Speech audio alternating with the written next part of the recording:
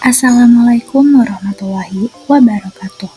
Perkenalkan, saya Nur Islamiah dari kelas M222. Nah, di sini kita akan membahas materi tentang inovasi sekolah dasar inklusif. Fenomena penyelenggaraan sekolah inklusif. Sejak tahun 1980-an, upaya untuk menerapkan pendidikan inklusif di Indonesia telah dimulai.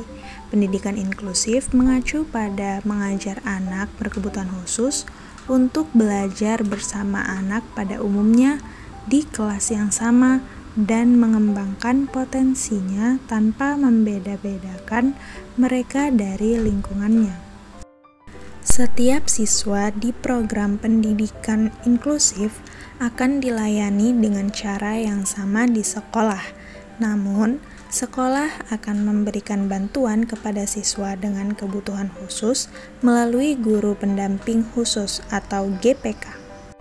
Kurangnya sarana pendukung, pengetahuan dan keterampilan guru, serta kurikulum yang belum mengakomodasi anak berkebutuhan khusus menjadi masalah dalam pendidikan inklusif. Akibatnya, ini menjadi fenomena tersendiri bagi guru yang memiliki anak berkebutuhan khusus di kelasnya, karena guru harus berusaha keras untuk memenuhi tuntutan moral meski kurang keterampilan dalam mengajar siswa berkebutuhan khusus. Perkembangan sekolah inklusif di Indonesia. Kementerian Pendidikan dan Kebudayaan telah menghasilkan laporan bahwa dari 514 provinsi atau kota di tanah air, terdapat 62 provinsi yang belum memiliki SLB. Namun, beberapa pihak telah bekerja sama oleh provinsi yang sudah bergabung dalam program nasional untuk memberikan akses kepada anak berkebutuhan khusus meskipun belum semua provinsi secara resmi mendeklarasikan dirinya sebagai provinsi penyelenggara pendidikan inklusif. Sejauh ini, baru menyebutkan 21 provinsi yang sangat dekat untuk mendeklarasikan diri sebagai provinsi penyelenggara pendidikan inklusif. Perkembangan sekolah inklusif di luar negeri. Negara-negara Skandinavia menyediakan pendidikan luar negeri. Pada 1960-an, Presiden Kennedy mengirim delegasi ke Skandinavia untuk mempelajari pendidikan bagi lingkungan rentan. Di Inggris, Undang-Undang Pendidikan 1991 mendefinisikan tentang pendidikan inklusif. Pada tahun 1994, pernyataan Salamanca mendukung pembelajaran berbasis pengalaman. Meski ada tantangan sosial, kemajuan pendidikan di Inggris setara dengan Amerika. Undang-Undang Publik 94-142 pada 1975 menandai langkah awal pendidikan inklusif di Amerika Serikat. Hal yang terdapat di undang-undang ini seperti berikut. 1. Zero reject atau sekolah tidak boleh menolak anak yang ingin bersekolah karena cacat. 2. Non-discriminatory assessment, tes diidentifikasi yang tidak berdasarkan rasa atau diskriminatif. 3. Individualist educational plan atau program pembelajaran yang diindividualkan. Yang keempat, least restrictive environment atau lingkungan yang paling tidak terbatas. Nah, sejak saat itu, layanan PLB di Amerika Serikat telah mengalami banyak perubahan. Best practice penyelenggaraan sekolah dasar inklusif di Indonesia. Salah satu contoh praktis yang efektif dalam pendidikan integratif adalah kolaborasi guru.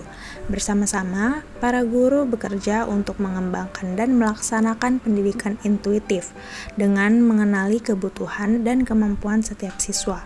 Kolaborasi ini mencakup strategi pembelajaran yang efektif, perolehan pengetahuan, dan penerapan keterampilan. Pentingnya praktik dalam pendidikan inklusif adalah program dukungan bagi peserta didik dengan kebutuhan khusus.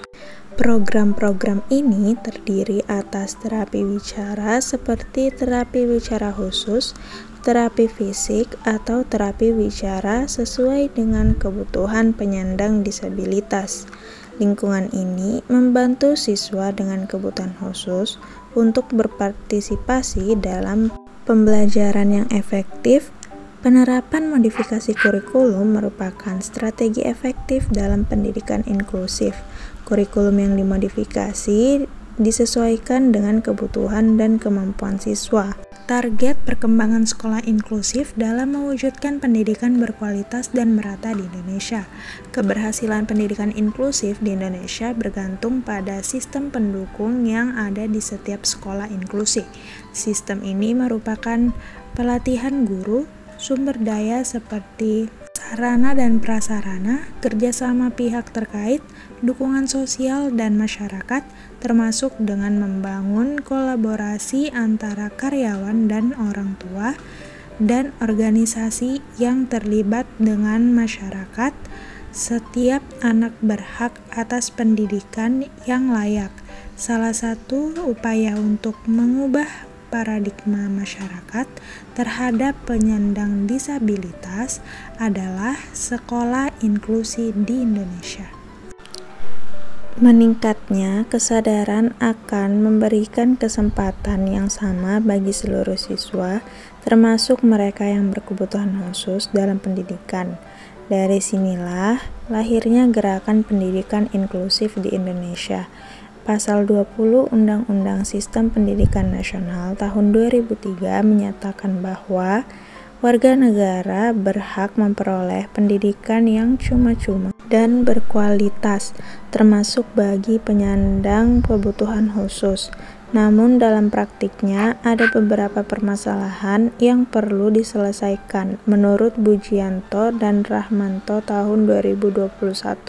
Dalam proses pengembangan pendidikan inklusif, pemerintah juga mengembangkan inisiatif untuk meningkatkan kualitas guru melalui program pelatihan dan kolaborasi. Guru-guru diberikan pemahaman dan keterampilan pendekatan diferensiasi dan strategi pembelajaran yang inklusif dalam menghadapi keberagaman peserta didik di kelas. Upaya partisipatif dan berbasis masyarakat sangat penting dalam menciptakan lingkungan yang mendukung dan inklusif bagi mereka yang mempunyai kebutuhan khusus. Nah, jadi itulah pemaparan materi dari saya. Semoga bermanfaat untuk kita semua. Kurang dan lebihnya mohon dimaafkan. Wassalamualaikum warahmatullahi wabarakatuh.